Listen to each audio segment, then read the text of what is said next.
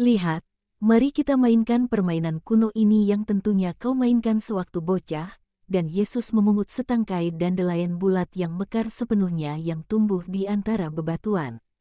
Ia mengangkatnya lembut ke mulutnya, meniupnya dan dandelion terserak menjadi payung-payung sangat kecil, yang berterbangan di udara dengan berkas-berkas kecil mereka di atas tangkai-tangkai mungilnya. Lihatlah. Betapa banyak yang jatuh ke atas pangkuanku seolah mereka jatuh cinta kepadaku. Hitunglah, ada 23. Seluruhnya setidaknya ada 3 kali lipat jumlahnya. Dan di mana yang lainnya?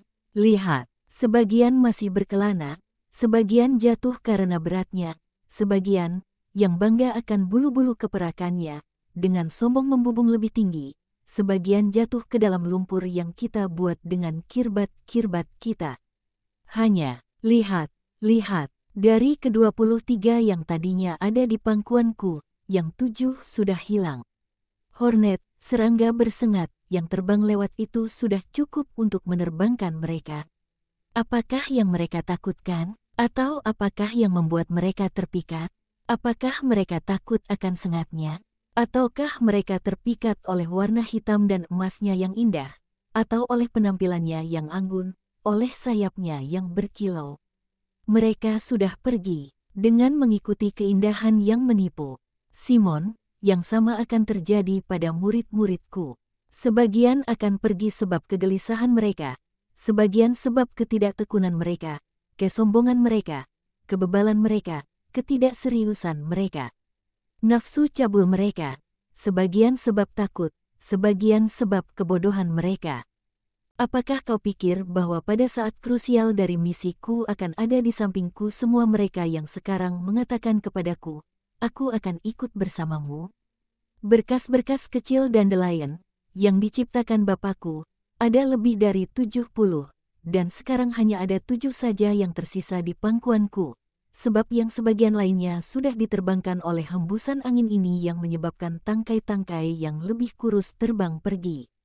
Akan seperti itu, dan aku tengah memikirkan betapa banyak kamu harus berjuang untuk setia kepadaku.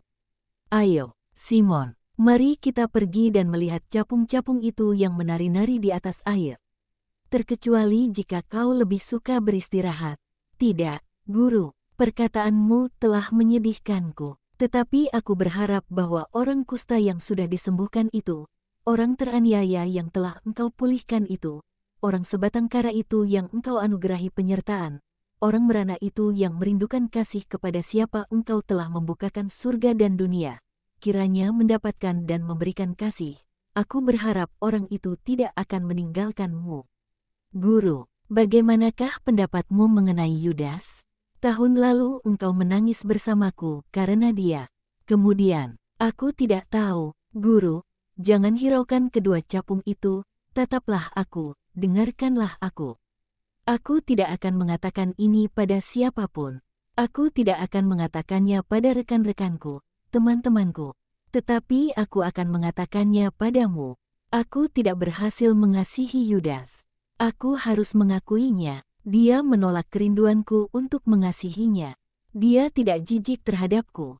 Sebaliknya dia bahkan terlalu sopan santun terhadap si tua zelot yang disadarinya lebih cakap dibandingkan yang lain-lainnya dalam memahami orang.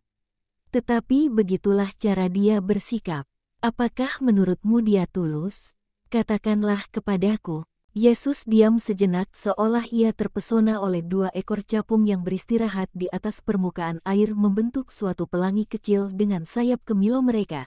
Sebuah pelangi berharga sebab menarik seekor serangga mungil yang penuh ingin tahu, yang segera dilahap oleh seekor dari capung rakus itu, yang, pada gilirannya, secepat kilat ditangkap dan dilahap sekaligus bersama serangga mungil itu, oleh seekor kodok atau katak, yang tengah mengamati.